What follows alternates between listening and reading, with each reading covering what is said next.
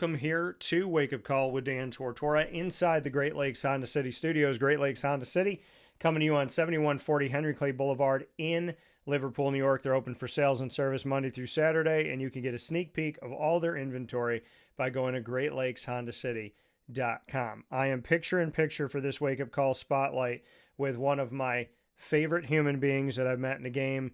It's not favorite coaches, favorite human beings. Could be a coach, administrator, student athlete. Ken Niumatalolo and I have known each other for over a decade, probably approaching a decade and a half at this point, maybe even longer. And I've been a big fan for a long time. He's your San Jose State head football coach, and we're taking a look at the new look Mountain West. And obviously we're going to talk about sports, life, and, you know, the faith and everything that comes around this. So it's my honor and my privilege to have this gentleman here, and I'll be spending this entire spotlight being the lesser of the two on the screen. Ken, how we doing? Hey Dan, how you doing? Morning. Great to be with you. Happy to be with you as well. And Coach, I mean, we met when you were at Navy, and there was a lot of success when you were there. There's a lot of good things that happened, and there were opportunities that came about. You and I spoke very candidly about them on the air, and now here you are. We fast forward a little bit, and you've had a couple different stops, and you're here at San Jose. Bring me into when you kind of felt like, hey, it's time for a change of scenery, because we talked about it over the years at Navy, and it was like, hey, it's not the time, and obviously, you know, there's been a few places that you've been. So how did you kind of discern the right moment to make a change?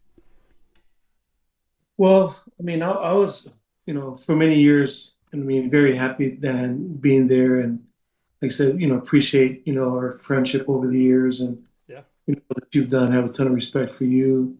thank you.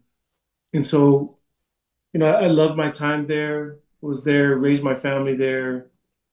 Was there 25 years as a coach, 15 as a head coach, 10 as an assistant, and there are great years, win or lose.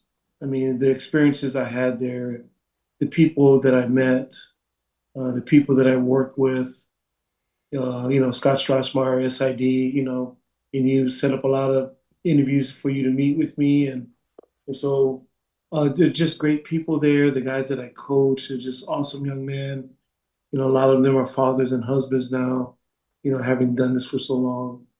Um, and the times I had some powerful opportunities, there are great jobs, a lot of money, but I was making good money at the Naval Academy. Money's never been the issue why I've coached.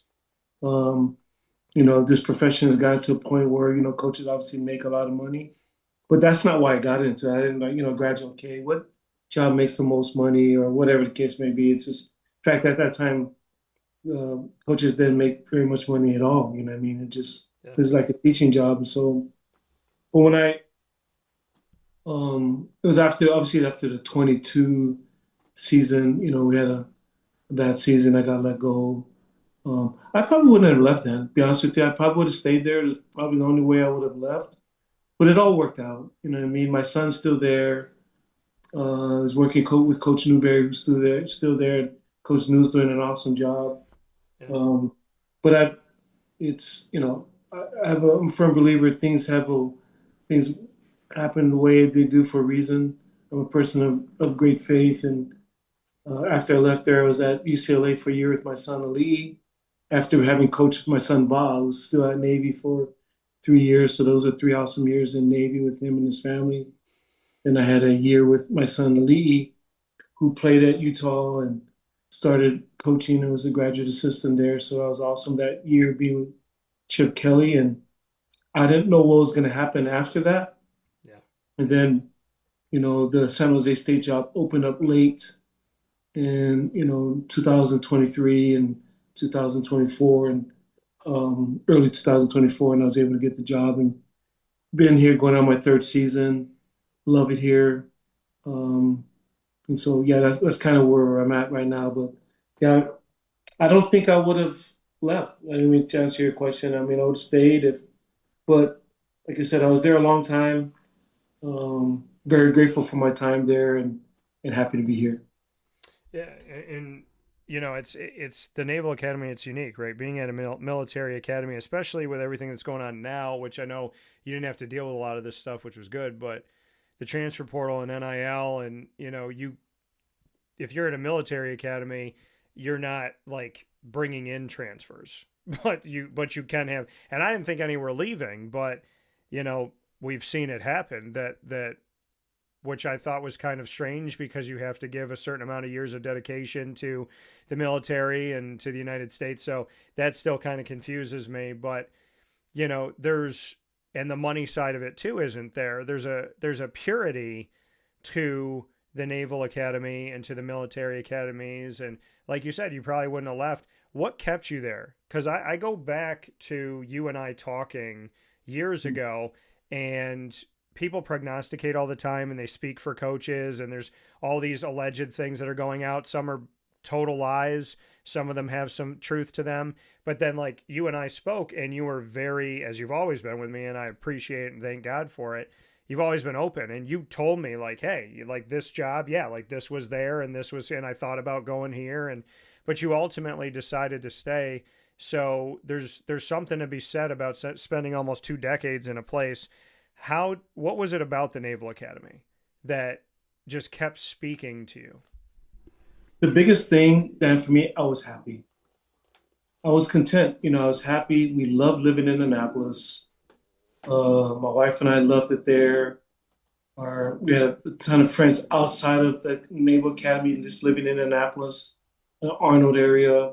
A lot of church friends who, being on the East Coast for so long, we were, thousands of miles away from family. They became our family, the people that in that community of Annapolis. So we loved living there. I loved coaching there. And so I was happy, and I saw other coaches and the time that I was there at the American. I don't want to go through names, but there are a ton of guys in my league that were ended up going to other Power Four jobs. Yeah. And, and, I don't want to go through what happened to them through their careers or there, but I said, do I want to do that? Is it, and again, it was enticing because, there are Power Four jobs and the money was, there's a lot of money. But I thought I was happy, but I was happy. So those are my thoughts in it.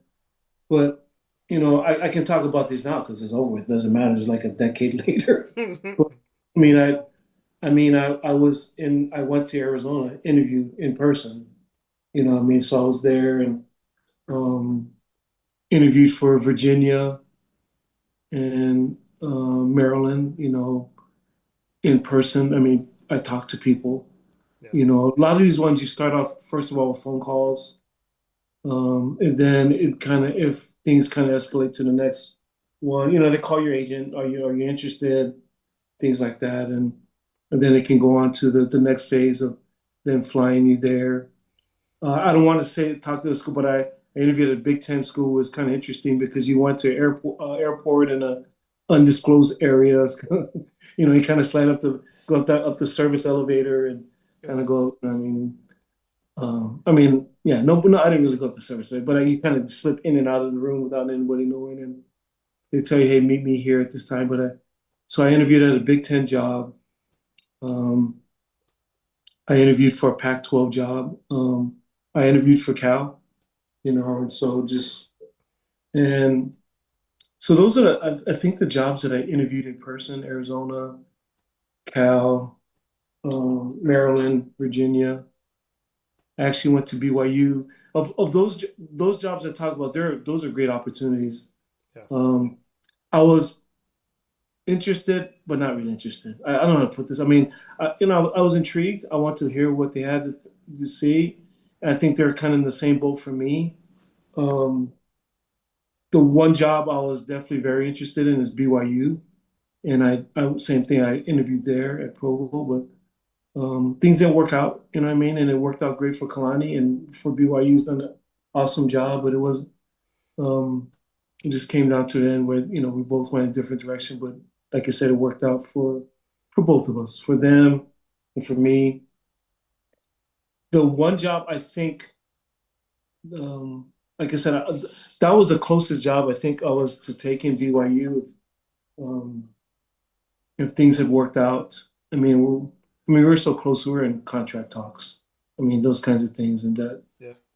But and then the pandemic year, and so those were the jobs that I actually interviewed.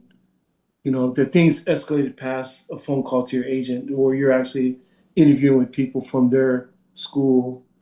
And so, and I would say maybe the interest level on my side and their side maybe got to, we're both interested. I don't know if it was to the final stage because I don't think either one of us, you know, maybe if I would have pursued it more, maybe that I don't know. BYU, I think was the one I got the farthest to because there's both interests, but at the ending part, it didn't feel right for both sides. Um, the one that I know if I would have got offered, I would have taken it, was Vanderbilt. So I interviewed at Vanderbilt, and we weren't having a great season, so it was kind of funny, you know. So I don't want to say the year that I interviewed for, but interviewed for the job, and they had some questions on what's the offense going to look like. That's normally the thing that happens from, you know, the three service academy coaches because you know we're all option guys and just like, okay, what's it going to look like there? And so people have their concerns about that. And I just remember telling their side, I don't want to say who, but just telling their people like when they asked me what's the offense going to look like, well, watch this week, and you see what you like and see what you like. And we didn't do very good on offense. I think, you know, we did horrible. So I never heard from them again. I guess, okay, that interview is over. I mean, but if we would have done well, and, you know, some of the prolific teams that we had, and um, yeah, man, I don't even know why I'm so open about. I'll just say, like in 19, obviously we had a great team, went 11-2. Um, had some Phillies, but not as many that year. But the Vanderbilt job was after that. I mean, I think it was in 20. And the interview, and I was really interested in it, really, really interested, because I thought, hey, an academic school in the best league in the country, Yeah. I'd like a shot there. And I remember talking with their people, and they're like, "What's your offense going to look like?" Well, watch this week, and we laid an egg. And I said, "But this is the pandemic where we didn't have very, you know, most teams were struggling that year. We barely practiced." But I guess it's a long answer to your question. I stayed at the Naval Academy because I loved it. I had some opportunities, interviewed people, semi-serious on both sides, you know, semi-interested. BYU was the most interest on both sides. Didn't actually get to the final stage. But if there's a job that I would have gotten an offer, some of those other ones I think it was close to. I mean, you wanted, but there wasn't as much interest on my part.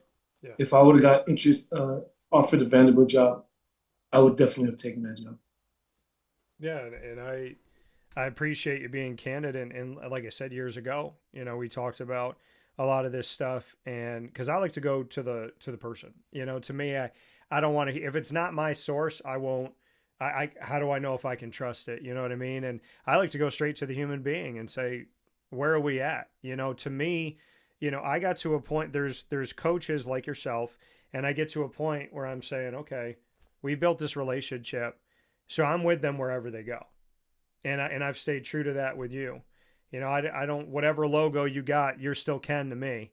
You're still a coach I respect. You're still somebody that I value, and so you know, there's places where people will pay attention to, oh, this is the coach at this school, and I don't care who's at this school. Like I got to be around the school.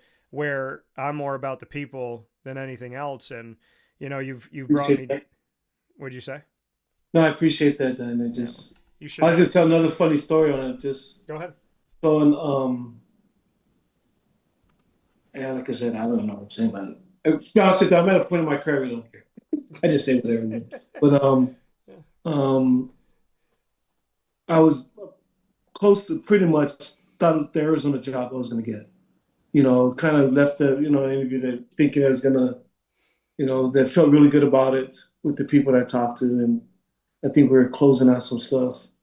But then, you know, things had kind of leaked, and they had a quarterback there, and kind of mentioned some stuff, put some stuff on social media, like we don't want to run that, and type of offense, and so that kind of deterred some of the stuff, as I talked again with them, that kind of soured, I mean, some maybe they need to go different routes, which I get. Hey, I mean, you got your star quarterback coming back. But it was interesting, like the next year, because he was talking about going to the league. The guy that played for us in 19, our quarterback, Malcolm Perry, he ended up going to the NFL. I mean, who would have thought the NFL? No, he went to go play. I mean, he got drafted to play receiver, and he was in the league for a couple of years. But it was kind of interesting because the comment was like, well, I want to be able to go to the NFL. And he was right. The kid was right. I'm not taking anything with the kid. I mean, we're an option offense. Now, I wasn't going to run that if I went there. You know what I mean? But Yeah. then, I mean, but the tone had become so much that because they're star guys that are like, probably they need to go a different route, which I get. That I'm a big man. I'm a big boy, and plus I was happy. Those are always the things like it's like, hey, I'm good. Like hey, we're probably going a different route. I'm good with that. Because like I said, some stuff had broke that I was coming, and their star quarterback had meant some words, but I just thought it was ironic. I stayed at the Naval Academy, and the guy that I played with, he ended up going to the NFL. You know what I mean? Yeah. Well, Yeah, it was more of a funny story than anything. Like I said, not a knock on a kid. The kid was looking out for himself, and you got and Arizona made a choice for them.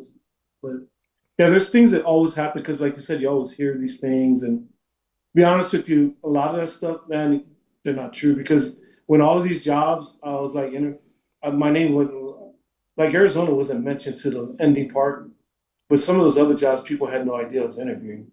You know what I mean? They had all these other people out there in the meeting, like they're the guys getting interviewed. And I mean, where some of these schools, people are actually in my house. I mean, administrators are in my house talking, and nobody knew. You know what I mean? Just so, yeah, you can't believe all you hear and all that stuff. It's now the big ones, like Kiffins and I said, those stuff break out. They got, especially nowadays, they got people everywhere, so they see flight stuff when you get into, somebody checked in at the Marriott or whatever. They do all that stuff. But for the majority part of it, the jobs that aren't the big ones where, they don't have people tracking it, they're normally off anyway. The reporting, and if there is some stuff being sent out by the school, they're trying to either gauge the interest of what the fan base will say, or they try to steer you somewhere else. They try to give you some off base leads and send people elsewhere, or they try to maybe there are some guys they're really interested in. If they bring their names up, and if the fans like it, then it's kind of the gauging point. well, it's funny that you say that because my hometown is Syracuse, New York. When they were looking for a coach a couple of years ago, somebody reports and then another reports and then another reports about this one guy. And I was like, he's never going to come here. Like, I don't know where the validity is, but this is not going to happen. Like, there's no way. If he got back into coaching, he's not coming to Syracuse, New York. And I was like ripped to shreds by total strangers because of what I said, which was genuine, which was like, there's, I don't see any validity to this. I don't know any information of this. This doesn't make logical sense. But because somebody put it out to get clicks on their website, and then someone talks about it on the show to get people to watch, and it goes and it goes and it goes. And then you end up finding out after all that ridicule, all that hate mail, all that social media attack, the guy didn't even interview for the job. He was never on campus. And I look back at the world and I go, so where's my apology? Where is the, oh, Dan, my bad. But see, and then there's other times, Ken, it's the other side where I will say, I know this person's coming. Like, I had a guy on my list for the Syracuse job, and I was like, this guy makes a lot of sense. He should definitely get a look. And it was like, you're the only guy that's got him on your list. You just made this list up. You're a nutcase. Come to find out, a few people interviewed for Syracuse's job in person, face to face. I was the only one that had him on my list. He was one of the only people that interviewed for the job. So it's like a lot of the times, to your point, what they say is happening what the majority says is happening sometimes never happen. And then what the few people like myself that won't put information out unless we actually believe it's real and factual and viable, because I don't like lying to people, will get pushed down, and then these other sensationalizations will be picked up where it's not true. And I'm thinking back to you talking about Maryland and Virginia and all this stuff, and I'm going, yeah, I never heard about you connected to Maryland or Virginia. Everybody was talking West Coast, UCLA. They were keeping you in California. So I just find it interesting that you and I have experienced that the truth is usually quiet and the lies are usually loud. Yeah, no, you're right. And normally, I mean, you can normally they're close on it because normally it's if you're doing well, you're probably one of the guys being mentioned, and there's some interest level. A lot of times the big media reporters for colleges will get some stuff through their agents. Like so, the agents will put out to these, trying to get their name out. Hey, my guy is one of those guys, and so it's sometimes those reporting happening too. So it's a way that um, an agent can kind of keep his guys in the spotlight, and it's true. You know what I mean? And also, they build those relationships with those guys, whether it's Adam or Bruce, or I'm trying to think of the different guys, Feldman, just different guys, Adam Renberg and Hezl Dennis. You know what I mean? Just sometimes agents kind of go through them, and Yeah. going Brendan, another one that they spend. But those are the guys that are in them because the agents know them. They kind of, hey, my guy's up or whatever, and they call them, hey, and yeah, but yeah. This is you and I've talked about a lot, but this is the most I ever talked about. I don't know what I've talked about. I guess I'm at a point, I mean, I've been doing this 18 years, and Yeah. that was like whatever, how many years ago? Who cares? Yeah. Well, and it's also you and I are relationship people, not transactional. So Yeah, we've spent so many years together where you knew 13 years ago if you could trust me or not. yeah, So, in there's so many places I want to go, but you mentioned Malcolm Perry, who I remember. I have this right off camera with me in my studio, and it's a four-color patch autograph rookie card. It's numbered to 49 in the world. And I know when we talk about guys from the Naval Academy going to the NFL, I know that you can appreciate this gentleman. Can you see the name? Kenny Reynolds. Yeah, Yeah. another. Yeah, And so I literally keep it right here. I had this other Lamar Jackson crazy patch, rookie patch auto, sold it for $700 or $800 or something like that. And I kept the Keenan Reynolds one. And I told people, I was like, that could be worth $1 million, could be worth $2. I covered Keenan Reynolds. And that's a card that reminds me that I don't ever want to hear somebody say the military academy can't make it in the NFL. yeah, So, do you have any stories about Keenan? Because I yeah. just, I mean, yeah, I, I was just talking about somebody like we're talking about like all the Um, I was just talking to my sons, about different things, schematics, and we're talking about red zone stuff, quarterback runs. There's a lot of people in the red zone, even if you're a throwing team, whatever, quarterback runs a big part of it because, I mean, it's an extra person, it's an extra gap, extra person you got to account for in the red zone. And so we're just talking about all the different people that do quarterback follows and different types of, GT quarterback reads down there in the red zone or G Suite reads. And I was telling myself, I mean, we did that. We probably were the originators of that. Just back with Ricky Dobbs and different people, but Keenan was one of them. And I was explaining, like, yeah, I mean, there's a reason Keenan has 88 touchdowns, the most of anybody that's ever played college football, rushing touchdowns. And I was explaining, like, yeah, because down in the red zone, it's hard to account for the quarterback, in the run game. And Keenan is the number one rushing quarterback, rushing touchdown leader or gainer in the history of college football. But the thing that's impressive about him, Dan, is like I should have known early on he'd be special because he came to our for his spring break. He came to our spring practice. At okay, that time, I mean, seniors don't come to practice on their spring break. Their spring break, they go somewhere with their families or whatever. And he came to our practice, and I should have known then that this kid was going to be special. But um, when he went in against Notre Dame, his freshman year, we were getting killed, yeah, and he led us right down the field. And then also same thing with Penn State. He was a young quarterback, and same thing with those are our first two games. I mean, we scheduled those two games, but it's a different point. But those, open up in Ireland against Notre Dame, and then we played Penn State at Penn State, and Keenan plays in both of those games and plays actually pretty well. And he's playing behind another quarterback. But then our next game, our third game was against Air Force. Our fourth game was against Air Force there, and he went in there when we were behind in the fourth quarter and led us to victory. And it's all she wrote. I mean, it was over. It was a done deal. The quarterback in front of him was a great young man, and he had to his credit. I mean, he had to go against Notre Dame and Penn State to start the season. I mean, that's a tall order for anybody, and we didn't do so well. But when Keenan played well in that game,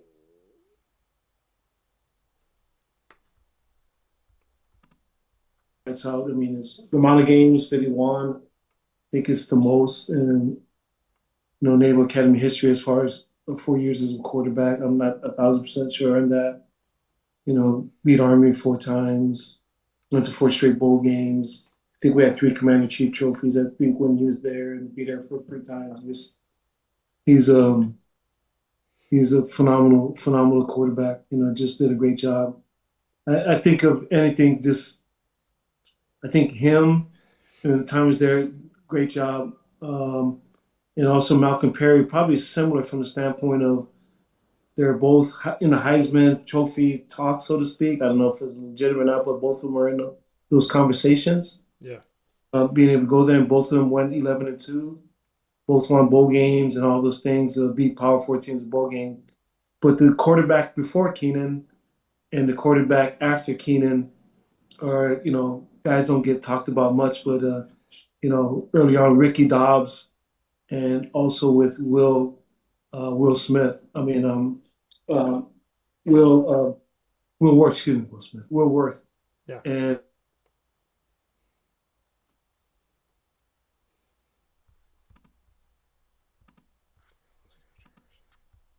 I guess I'm getting back to Keenan. I mean, Keenan and Malcolm accomplished everything that they could here at the academy and were phenomenal. Yeah. But there are two quarterbacks also that had great careers here. But between Will and Ricky was the quarterback twice when we beat Notre Dame, and Will beat them once.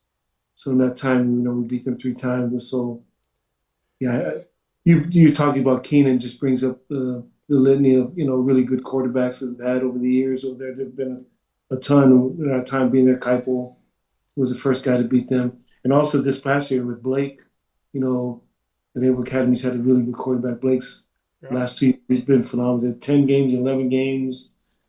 Beat 2 bowl games over Power Four teams. He's done a phenomenal job. So there's been some really good quarterbacks over the years at the academy, and those are some guys done awesome jobs with. Keenan was the truth. Yeah, and you bring up beating Notre Dame, which those are huge moments, and because Notre Dame will schedule military academies, and that's a big opportunity for you as we go on this road to San Jose State. Right before we make that stop at San Jose State, we've talked about a lot of different things, but you hired Brian Newberry as your defensive coordinator. He took over, became head coach. I've gotten extremely close to Brian over the years, and I've gotten to talk with him. I've gotten to talk with you, but to kind of blend the two, what did you see in Brian Newberry, and what do you see in him now? Because I feel spoiled that I didn't want you to leave the Naval Academy, but I'm really happy that he's doing well, but I'm also really happy that you're out here coaching and doing your thing, and I know that I believe in you both, no matter what a season is. I believe that, you're leader of men before anything else. So what can you say about Coach Newberry? Well, early on, we were a bend but don't break defense, and we played hard and tough. We had some really good coordinators. My first couple of years there with Buddy Green and Dale Pearson. And then, both of them, Buddy ended up retiring. Phenomenal man, great person. Same thing with Dale, really good coaches. Both of them were kind of probably at the stage I am at in my career, towards the end part of my career. Those guys are probably at that part. Um, so as I was looking for somebody that I wanted to create some chaos. I wanted something unique. I wanted something defensively that to first of all, it was really simple. I wanted to confuse number one, the quarterback, Yeah. and number two, the O line.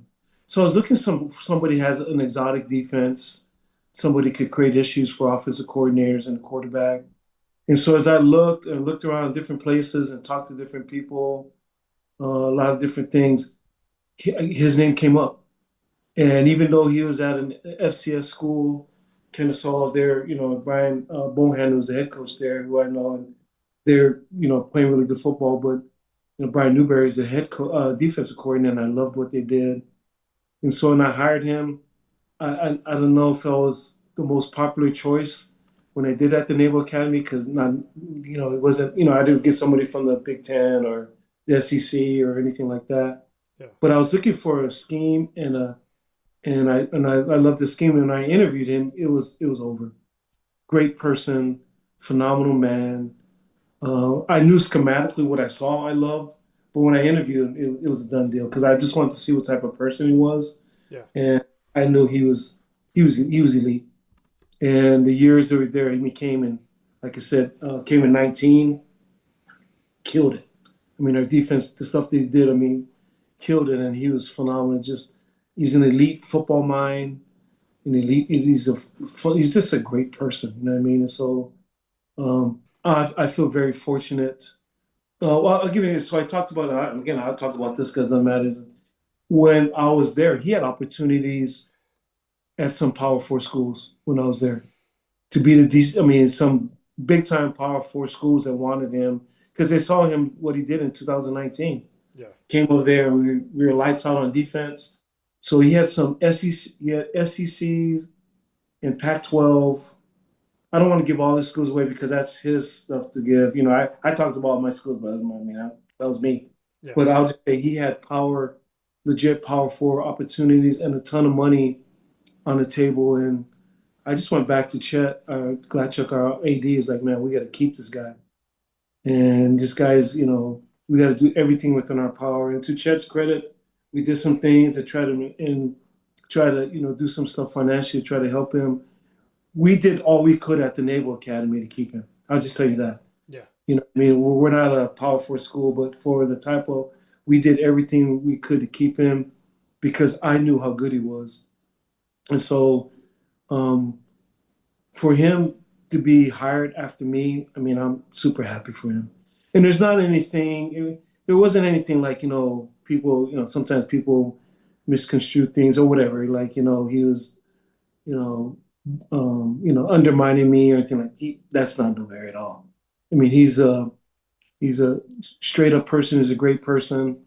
All our down season has nothing to do but with me. I was the head coach. I need to take it on the chin. So, and for Chet to hire him, I mean, it was a great hire. But I don't obviously Chet didn't know him when he got there, Yeah. but he was able to see what he did. But it's happy for New. He's doing a great job.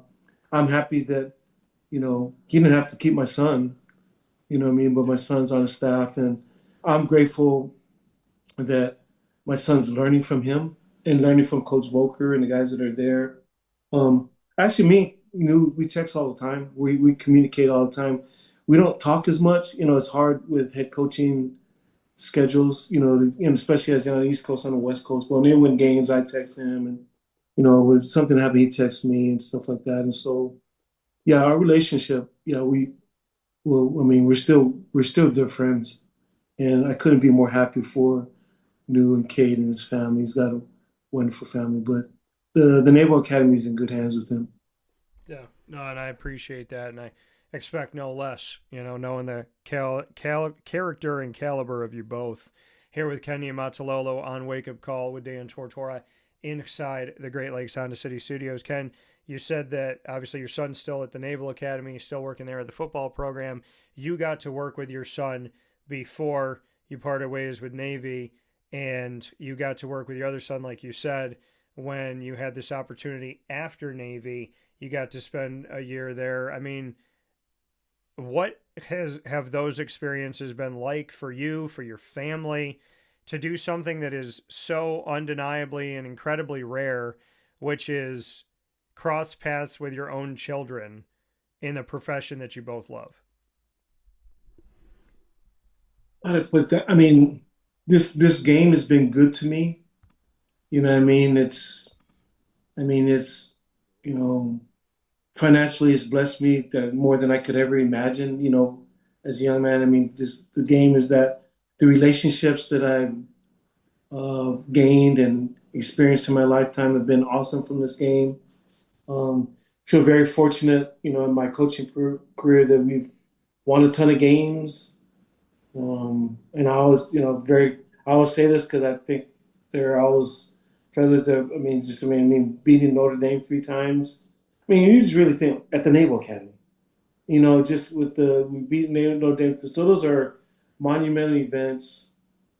Um, Been to, a ton of bowl games, um, won a lot of games. But and Phil, the second greatest accomplishment for me is the lives that I've been able to touch as far as coaches and players. Yeah. But the number one accomplishment for me is I've been able to coach with both of my sons. I mean, to be honest with you, I'm good, man. If I finish out my career here, I'm not one of these guys look, okay, if I can get here and get a chance to go to the playoffs or, yeah, I always want to win. I want to win at the Naval Academy. I want to win now.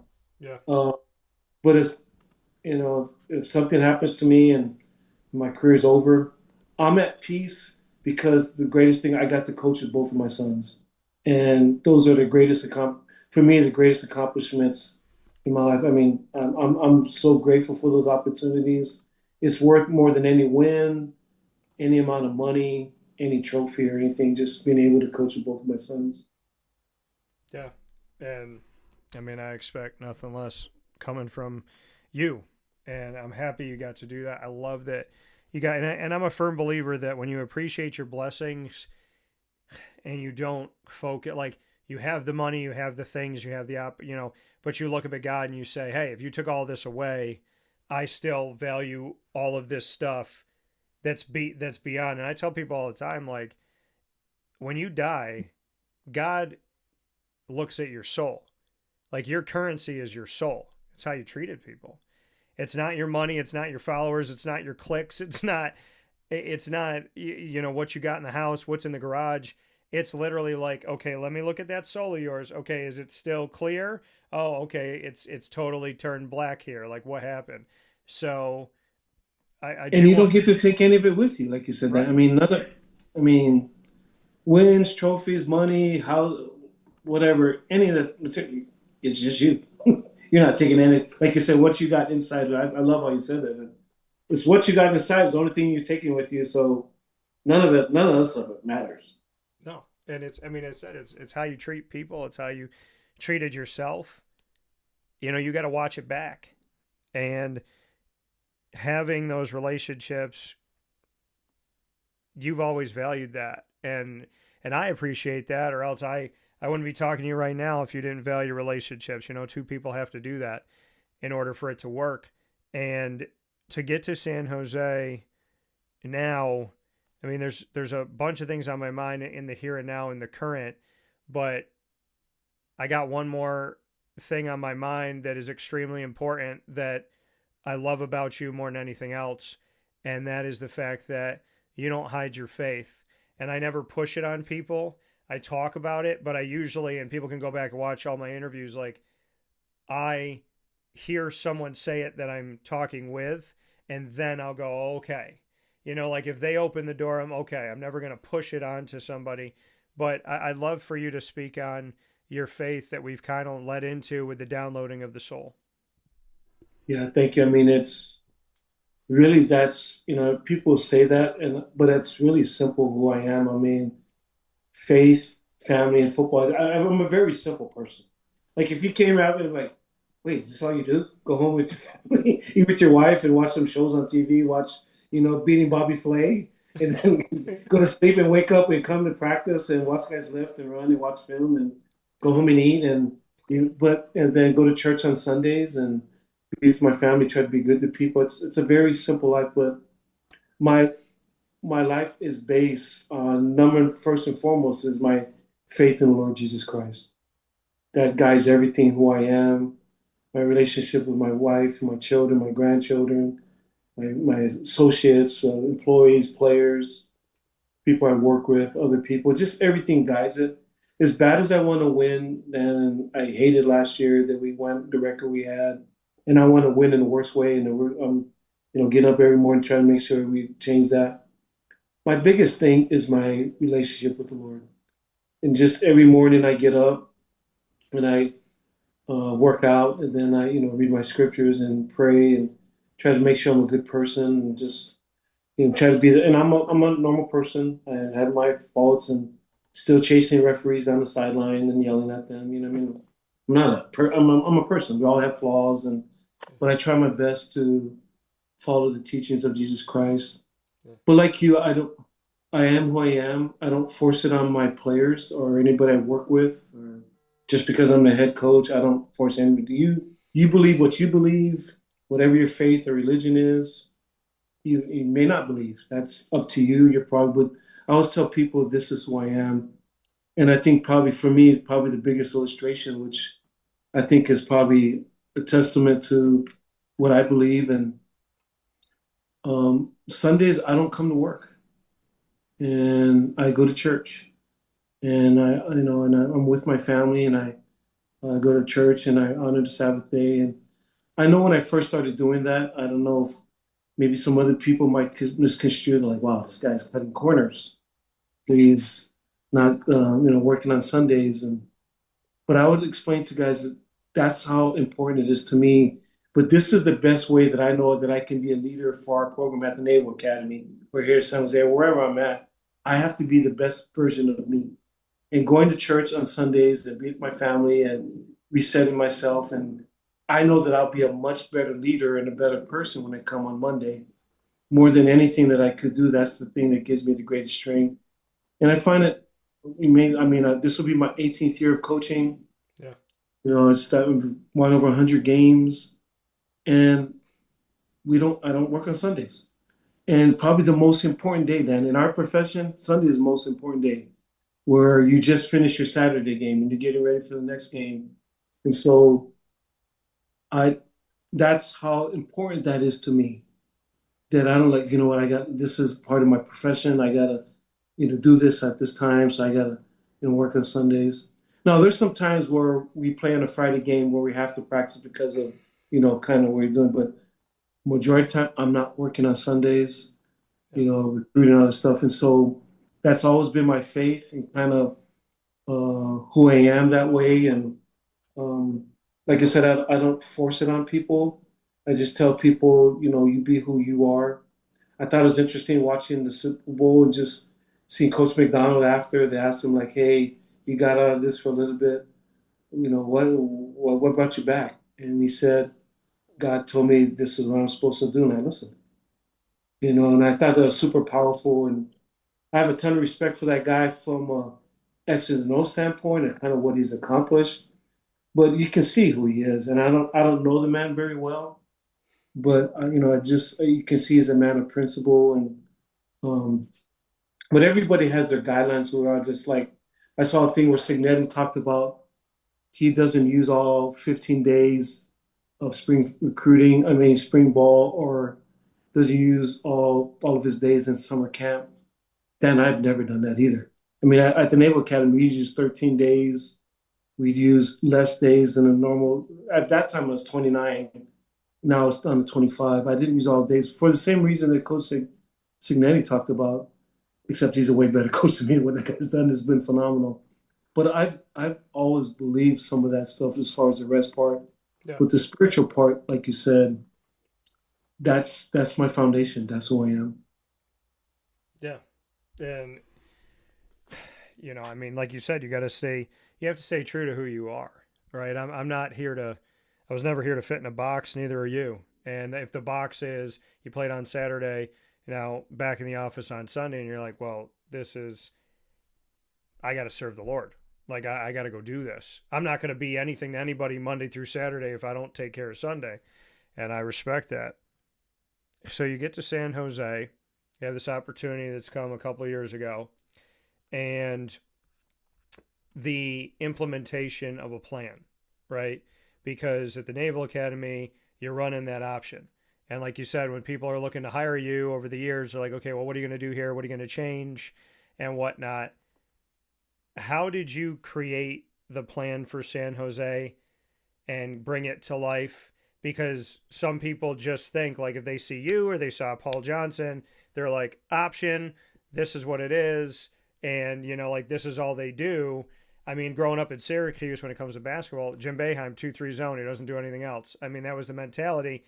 But you obviously are in a different chapter, and there's different things that come about. So how did you create and implement a plan that showed I am not defined by what I ran? I can do more things. Like, how did you show people Ken Niumatalolo has a few more tools in the tool chest? Well, first of all, it always starts with culture. And I just started with that, just like it did at Navy, just building a family. Like following Coach Johnson, I mean, I couldn't be Coach Johnson. Coach Johnson, I mean, he's a Hall of Fame coach. So I just had to be me. I had to coach the way I coach. I had to build a culture the way I did things. And so I've always been, I think, first and foremost, building your culture Yeah. and just, and that's where I started with it there. It was, it was super late. I was, I think, the last guy to get hired in the cycle. And when, with the portal things, when a coach leaves, the portal opens up so guys can leave. So the first year there is a lot of transition. I think we had like 50 new guys in that first year. Yeah. And but I just first of all started the culture, and the other part offensively, I knew I wanted a system.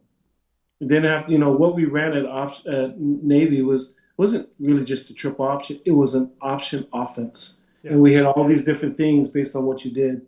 And so I wanted a offense that had I mean, same thing, there was a system. I knew Craig Stutzman for many years, and I wanted to do his system. I loved what he did from a throwing standpoint. The same thing, it was a system. It wasn't a Rolodex of 900 passing plays. It was a system. If you did this, we did that, and vice versa. You were in this coverage, we ran that, and it was kind of like what we did at Navy. If you were in this type of front, we ran this type of option. You did this, we did that. Yeah. So it was always a system which I was looking for.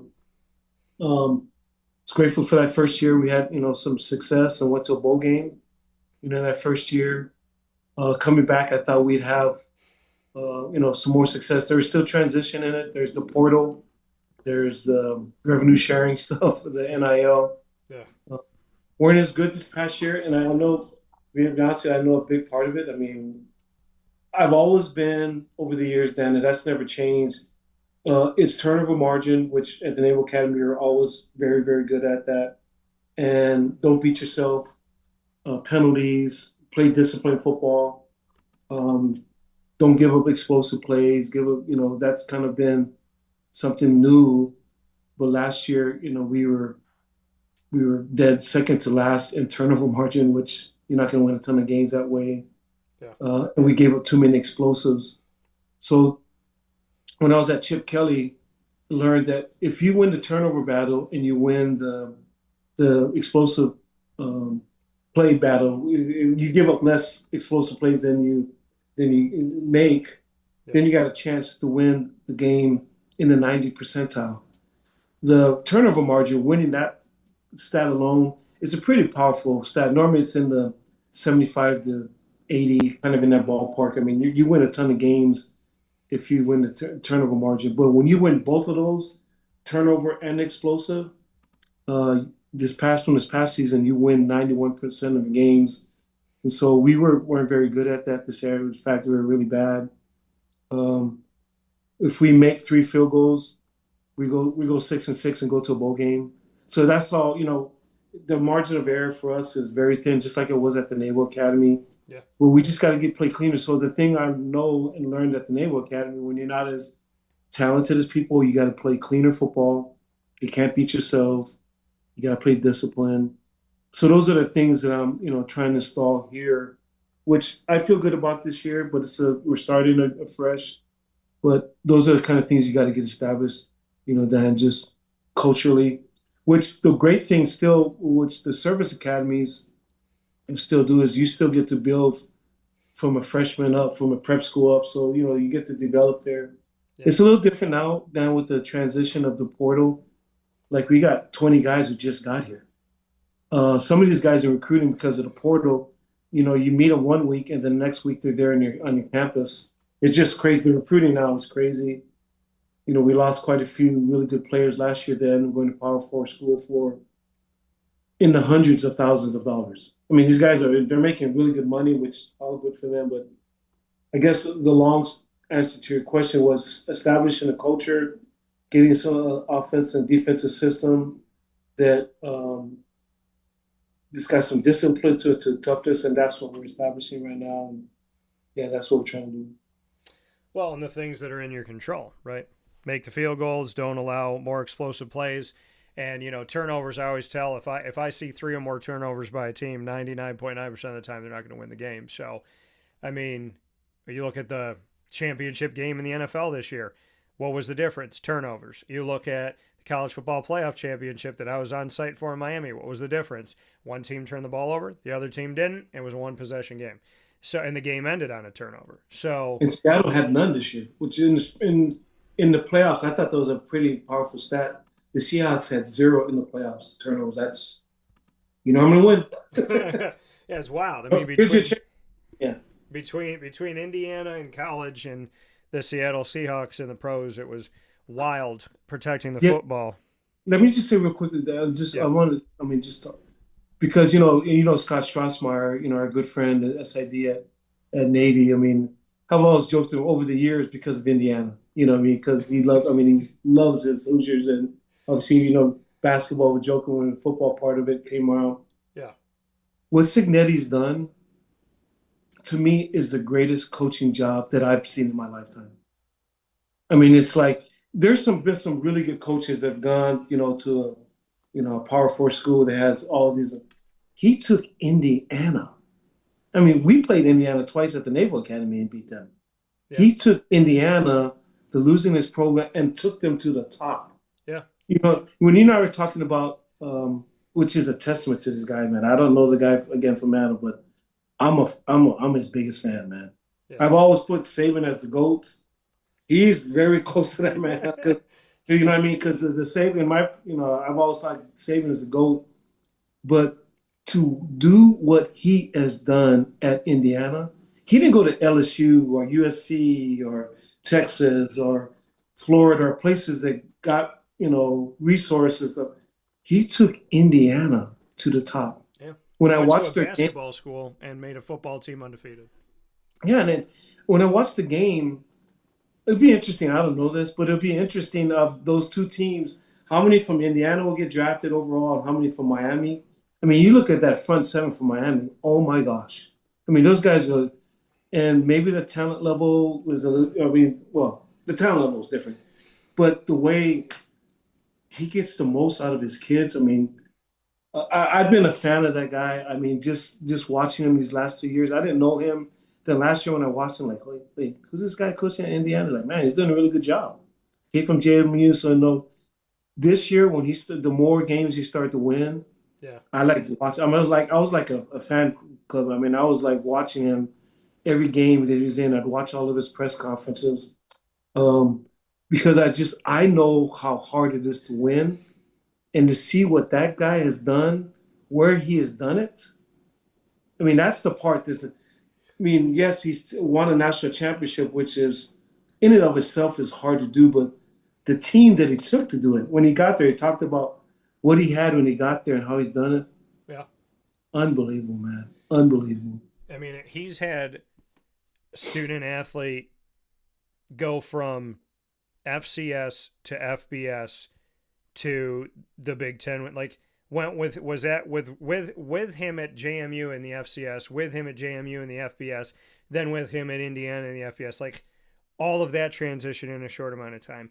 If you love I mean, obviously I love Ken Niumatalolo, and I have a ton of respect for Curt Cignetti. So talking to a coach I respect, I just got to interview Curt Cignetti, was with him at the CFP, was with him, over these weeks and got to talk to him more than once. And I love the conversation and I really appreciate it. He said something that really made me stop. I was talking to him about JMU and I said, it's not just you.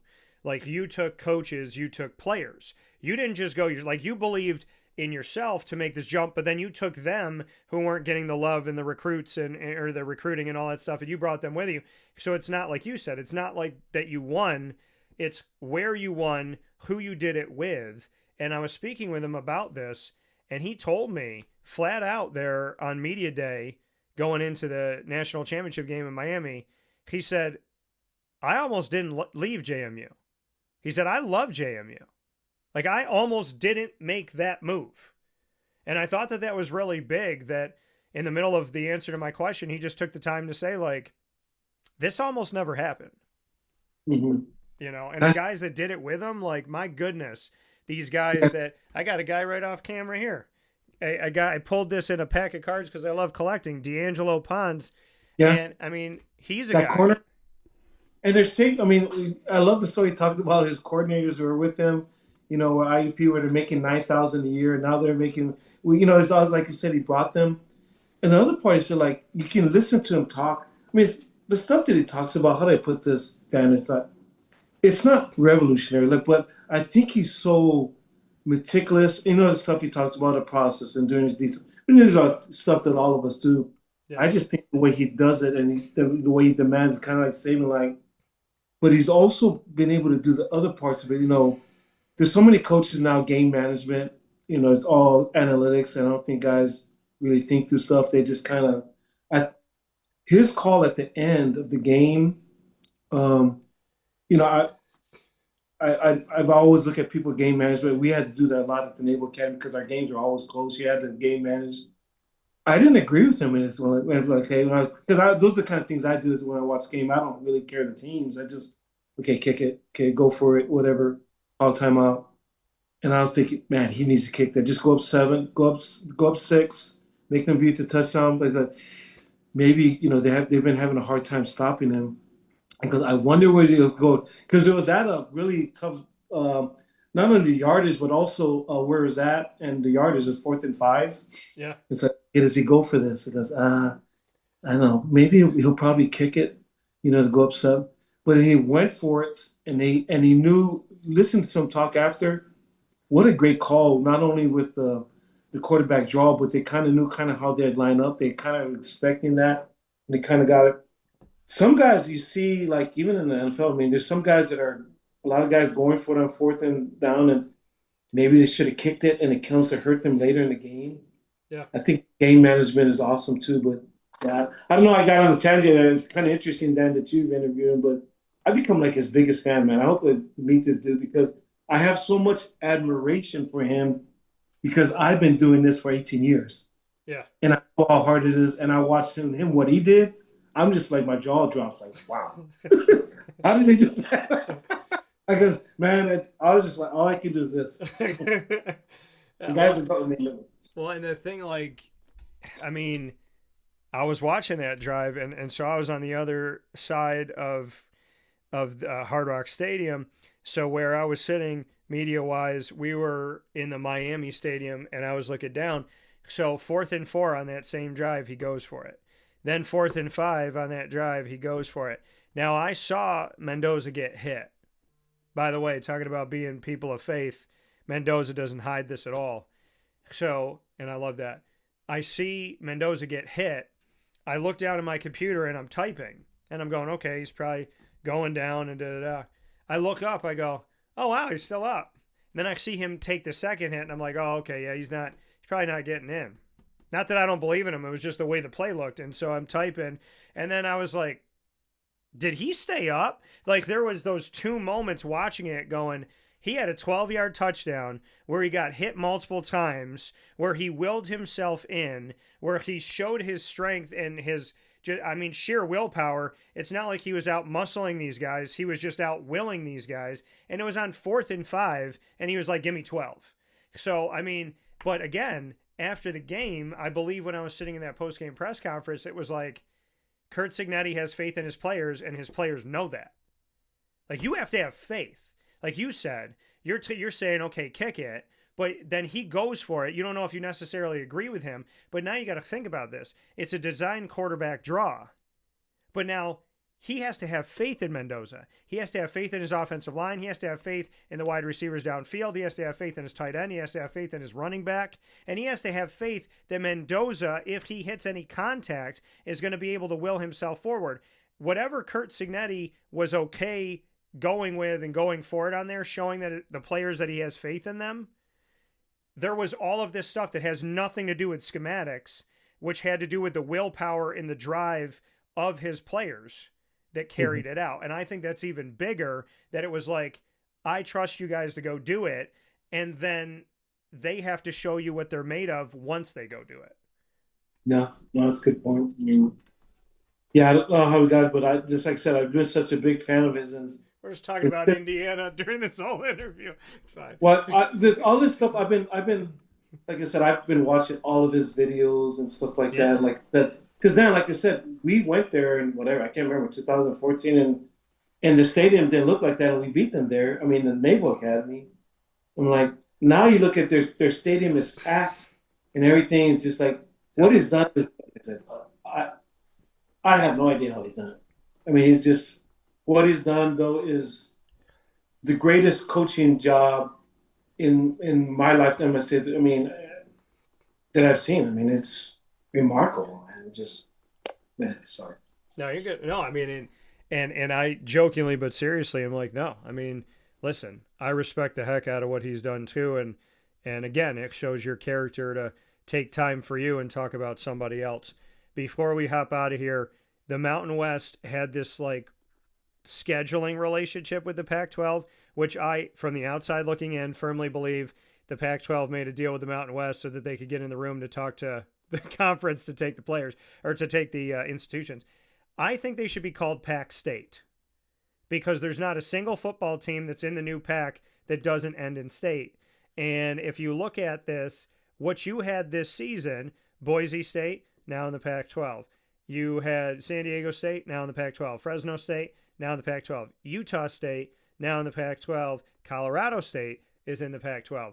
So here you are coaching, and you're coaching for the same program you had last year, but now the conference is going to look a little bit different as we look at how the Mountain West will be moving forward. And I put out a post about this actually recently, because the Mountain West had come out with their schedule, and you and I were talking about this off the air, and I was like, okay, so the Mountain West has a schedule. They announce it within the last couple of weeks, like literally very recently. And then North Dakota State says, hey, we're going to make the jump, and we're going to go from FCS to FBS. So when I look at the Mountain West now, I know that you're going to, have the likes of NIU that's going to be a part of this. But as we look at it here, Air Force is still there. Hawaii is still there. San Jose State, where you're coaching, is there. Nevada, New Mexico, UNLV. But we look in Wyoming, we look at UTEP, we look at NIU, and now we look at the addition that is going to even out this conference at 10 football squads with North Dakota State. What are your thoughts about the new look Mountain West? It's different. You know what I mean? I mean, in the past, early on, I could have thought that, we had a chance to, all of us be together with the Oregon State and Washington State, just basically come together with what was the old Mountain West, but whatever, that broke up. And kind of where we're at now with this league, I like the additions that they made. Tough football schools. I mean, we all know North Dakota State, man. Those guys are the truth, man. They're. Yeah. How many national champions they won last 10 or 12? It's like they win like every year. They're fighting for it. Them or you see the Dakotas or somewhere from Montana's schools that are in there. But yeah, they've been a perennial champion for many years. So it's going to be tough. It'll be interesting. I think just more than anything, that it'll be interesting. I think we're all excited. But I think the landscape of college football is going to change here soon. Saban used to always talk about it, early on, and I think, he said this for years that, the big schools would kind of break off and have a commissioner and whatever the 60 schools or Power Four schools and everybody else. And I think I remember hearing him saying that a while back, and at first like, oh, that's not. I wonder if that would happen. I mean, it's. I think it's as close as it is now, especially with the Big Ten and the SEC having all the power. Bless you. Thank you. And with the playoff spots going up, might go to 16, might go to more, and so there's going to be a ton of money in TV money for the play at CFP. So I think you could see them going, because the one argument I heard Saban say about it is just it's under one umbrella. You have one commissioner to have the same set of rules. That made sense. Yeah. You know what I mean? You're not all this stuff, and then.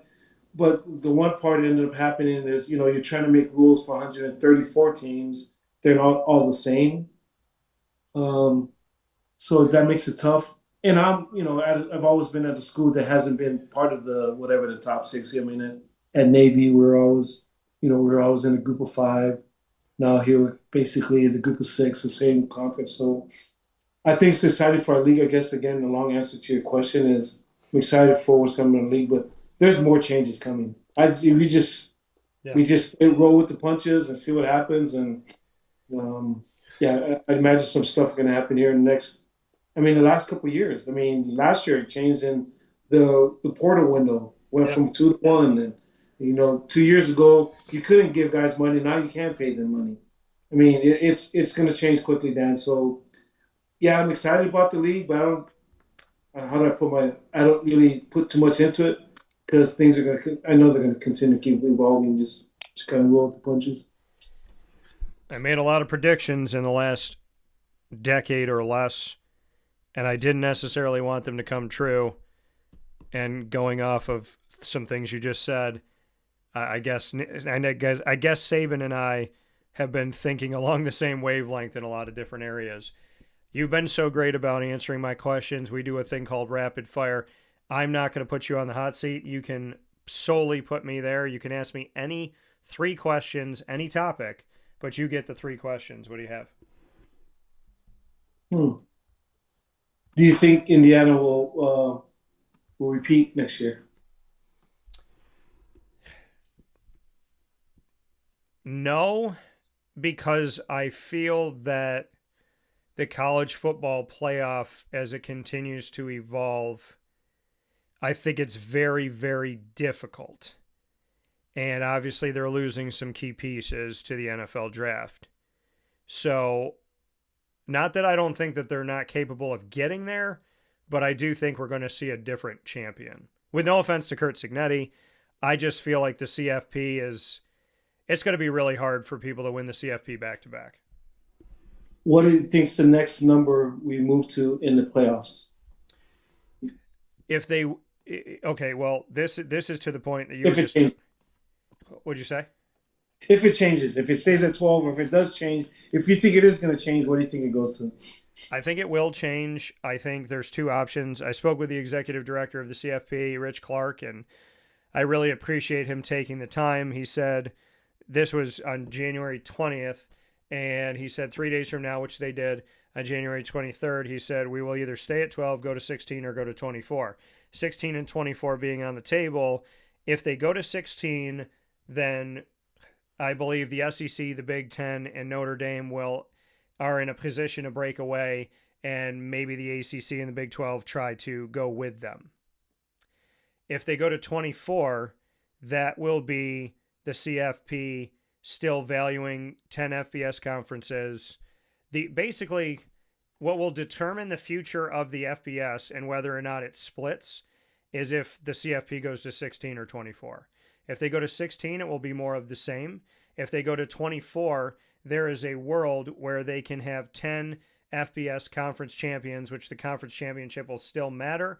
Conferences will still matter. Fairness and representation will matter. And so you give 10 spots to the 10 conference champions. Then you have 14 open at-large spots, which doubles the current at-large that they have right now. And if you go based on the rankings and go through, you're getting to like the low teens, high 20s when it comes to finding those last couple teams. So 24 puts you in a place where you can like argue 20 or 22. You don't even like need the last two because there's more than enough in the at large to give a bunch to the SEC, give a bunch to the Big Ten, which I anticipate they will, give more than one to the ACC, maybe more than one to the Big 12, Notre Dame to have a place. 24 preserves FBS. If they do not go to 24, prepare yourselves for the split of the FBS. Love it. I could tell you, well, I should have known that about you, Dan. But just in your answer, like, you've given this a lot of thought. That wasn't off the cuff, and that wasn't off the cuff answer. You've obviously done your research on that. Okay, my last question, Dan. You just gave me the two scenarios. Which scenario which one of them do you see us going?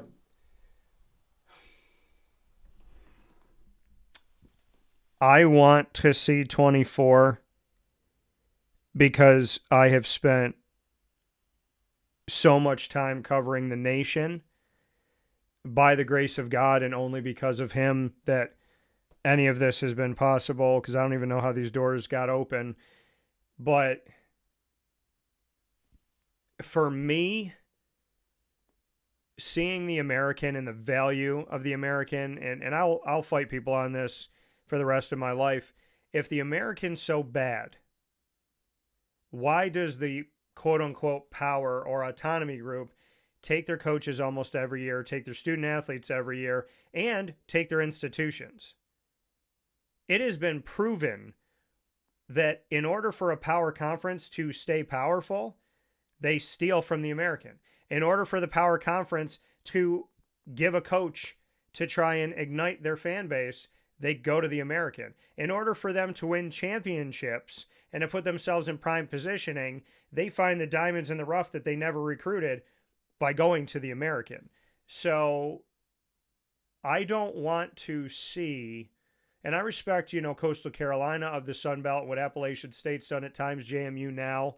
I love what Bob Chesney's done, and now he's at UCLA, and we've seen his trajectory. Potentially could have been the coach of Syracuse 3 years ago. So coming out of Holy Cross, which was FCS. If you're asking me what I would do as the commissioner, I would go to 24. If you're asking me what I think is going to happen, I predicted about 4 years ago that the SEC would eventually leave and form its own league.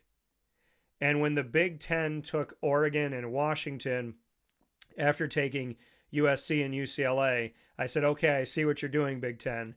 You took the West Coast because if you look at the two conferences, they have the Midwest, the South Middle, the Southeast, the Northeast, and now they have the West Coast. The only schools that they do not have are from states that typically don't vie for any of the championships. So if they were to find a way to get Clemson, Florida State, Miami, and Notre Dame into one or both of these conferences, which I would see the Big Ten getting Notre Dame, I would see Clemson, Florida State, and Miami trying to go to the SEC. But however this shook out, I am a firm believer that the SEC made the moves that they made so that they could entice the Big Ten made the moves they made so that they could entice the SEC enough to take them with them in the new league that the SEC was going to form without anybody now to say, hey, if we have all these logos that we already got and we pull in a few more, no one's going to argue with us that we don't have the national champion from our two conferences. So I actually think there's a college football playoff 1 and a college football playoff 2. So my prediction was the SEC and the Big Ten would go and form their own. The autonomy name given to the Pac-12 at the time, which allegedly is not part of it, but the Big Ten, the Big 12, the SEC, and the ACC, I sat down with John Swofford, the commissioner of the ACC at the time, and I said, I'm the son of a lawyer. You chose the name autonomy. That's not on accident. Okay? The media said power, and I don't believe in power, non-power, because I think it's disrespectful. But when you say autonomy, which is what Rich Clark, the head of the CFP, says, he says the A4, not the P4, Autonomy means self-governing. So what those conferences told the NCAA, in my opinion, was we will stay here under your umbrella as long as it fits us, but we are biding our time, and it's not an if, it's a when of the eventuality that we will go.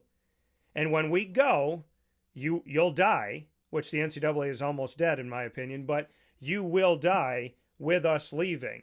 Now, I asked John, I said, have you sat with other commissioners and talked about breaking away? This was many years ago.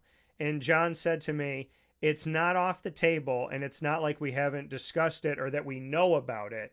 And I'm paraphrasing, he said, just not right now. So I don't know if the ACC and the Big 12 get carried into that, but I am a firm believer that the SEC and the Big 10, which if you break down the CFP, they said when everybody sits at the table, the 10 FBS conference commissioners and Notre Dame's athletic director, when they sit at a table, that the SEC and the Big 10 have more say. The SEC and the Big 10 are being pandered to in every stretch of the imagination. In the NCAA tournament, in the CFP, it's clear that you're kind of making an unfair system just to not lose them. And I think eventually they will. I think 16 is the road to see you later. I want to see 24. And when people say, well, there's going to be more class, how? The FCS ends before the CFP does, 2 weeks before, around January 5th. When they say you can't do 24 with scheduling and have a 12-game regular season, how? The FCS does it. It's the college football playoff can look at the FCS and say the model already exists for classes, for setting everything up, for conference champions, for at-large bids, and for making sure that we're done before the Super Bowl, actually a month before. So I don't know what everybody's worried about in that respect, acting like it's not already being done. But if you want me to know, if you want me to tell you right now, feet to the fire, where I think it will be next, 16. Where I want it to be, 24. I am very concerned with, I think there's going to be 3 divisions in Division 1. I think it's going to be 1A, AA, AAA. I think FCS will be AAA. And I think the ACC and the Big 12 may go into the group of, because I don't know, especially if they lose a piece or two. The Big 12 has already lost their identifiers. Let's not forget that. But if the ACC loses their identifiers, they already cut off the head of the Big 12. If they cut off the head of the ACC, I don't see the SEC or the Big 10 allowing those conferences to go with them, autonomy or not. So I know it's a long-winded answer, but 16 is the death. 24 means that there's a chance we could still fix this thing. I love that. I love that discussion because I think about this and I've talked about it. I used to be in the AFCA board for many years, representative of the American. I was the American representative. And I just used to go to those meetings early on, Dan, and I noticed early on, it's like whatever the SEC voted for, they got, or the Big Ten, they ruled. I mean, you had the other conferences, but it was very evident at that point it was SEC on top and the Big Ten was behind. But in the last couple of years, we've kind of seen where the Big Ten now, they're some could say, if they pass them, they're probably on equal footing. And I agree with you. They make all the decisions, and they got strong leaders, very powerful leaders, and they're the people that are making all the decisions with the TV executives. We're making all the money, and that's where it drives everything. But they're also smart businessmen. Also, I mean, obviously, this is me talking. I kind of feel like obviously TV producers want as much content as possible and eyeballs. Yeah. And so they'll try to get as many, but they recognize those two teams, those two conferences draw the most. Yeah. But those two conferences and their president and all those people are smart enough to know, like, hey, we control things and we want the most money. But the more mouths you have to feed, you know what I mean? People come from that, maybe they take Miami or different people or the best of the Big 10, Big 12. I don't know if they want to take them all because that's now your pie, whatever. Instead of you getting, well, I don't know right now they make between 75 to 100 million. Those guys make a ton. But if you get where each school got 150 or whatever, 200 million, they say, yeah, we'll take that. But yeah, if we get more teams, but everybody's going to get 120 or 110. I'm like, okay, we don't want that. Let's just keep us. We don't want to have to break our pie up more and more and more. And so we recognize that. I mean, um, yeah, I guess it's interesting. I loved hearing you talk because, being in this profession, I've looked at it from afar too, and haven't been as, and I don't mean it right, but I just put that up. You're talking about, I believe in American, there's those three American trophies right there. I mean, I Yeah. believe in the league. Yeah. I believe in the Mountain West. We're here, and you're probably right. And, being in that league for many years, all of us had opportunities to go to other places. And most of the guys that I worked with went to other schools. I saw, like I talked. And my last year before I left, Houston, Cincinnati, UCF, those guys left. I mean, and out in BYU. And I remember talking to AD, hey, the league's changed now. It's a, but they just took, three powers out of this deal. Yeah. I thought they would take Tulane, or I thought they were going to take Memphis for, because Memphis has done a really good job, but they've been good all the time. Our league was tough. Like, coming in our league last year, having been in both leagues, um, I thought there was some good ball here, some really good ball coaches. Bronco Kane, Dan Mullen, Troy. I have no for me. Troy's a ball coach. Yeah. Troy. I mean, there's a lot of, and coach that came from New Mexico. Timmy's done a nice job. I'm just rambling right now. I mean, but I think the rest of us, us, the Mountain West. I'm not even sure what the Pac-12. I don't even do the have 12 teams, but whatever their conference is called, the the American, the MAC, Conference USA, and stuff. Obviously, we're kind of the next group of conferences. We know. I think for you and I, and I'll close by saying this. I think we both know the top two. That's pretty clear. Yeah. The Big Ten and SEC. Who they bring along with them? Who are the other guys? Is it one of them, or if they just pick and choose Notre Dame, Miami, Clemson, and they're done with it, or I don't know. Yeah. And then it's the rest. We'll see. But I talk a little bit more about this openly because I think this is close. 10 years ago or 15 when it's talking about that could happen, and you see the evolution every year, 14, so now up to 12. You know what I mean? It's like I think that kind of stuff, paying players, and I was like, well, we're not going to pay players. We'll never do that. Yes, we are. You know what I mean? So it's Yeah. and the guy that's for me having been in it, and you and I haven't been in it a long time, we've seen it, and but it'll be interesting. But appreciate talking, brother. I love talking football. I love our profession, and it's exciting to see what happens. So Yeah, I mean, and I made a prediction 8 years ago. I said on this show here on Wake Up Call, I said the NCAA, if they continue going down the path that they're going and doing what they're doing the way that they're doing it, they will either be drastically different than we know them to be right now, or they won't exist at all. And I said 5 to 10 years from that moment. That was 8 years ago. And unfortunately, that prediction, the big one, has been proven correct. Then I started talking SEC, and then the Big Ten and the autonomy, and then all this other stuff and questions about NIL. And I wrote an article about the NCAA a couple of years ago, and I said, I ended it with, if we don't put a fence around the barn, we'll be chasing the horses every night. And that's where it feels like we are right now. Ken Niumatalolo, one of my favorite people I have ever met in this profession, and just appreciate him so very much. We'll see what this looks like, and we'll see what this becomes. And I hope that the Pac-12 takes my idea and gives me money for it, which is Pac State, because that's what it is. And obviously we'll look forward to the Mountain West coming up this season, and of course what San Jose State does with these Spartans and their head coach Ken Niumatalolo. Ken, I can't thank you enough for the transparency, the candidness, the kindness, and just, I mean, one thing, and I always pay attention to this, that you do is, and it means the world to me, is I always try to say the name and build that relationship and say Ken, and make sure I do that. And it's few and far between that someone who people are going to talk to and reaching out to all the time takes the time to know who they're talking to and say it back. You have always said my name in responses to my questions for years. And I just want to tell you that something that may be subtle or not even on your mind that you do It shows your character, and it means a lot to me. All right, my brother. Always great talking to you, Dan. Be safe, my brother. You too. Take care.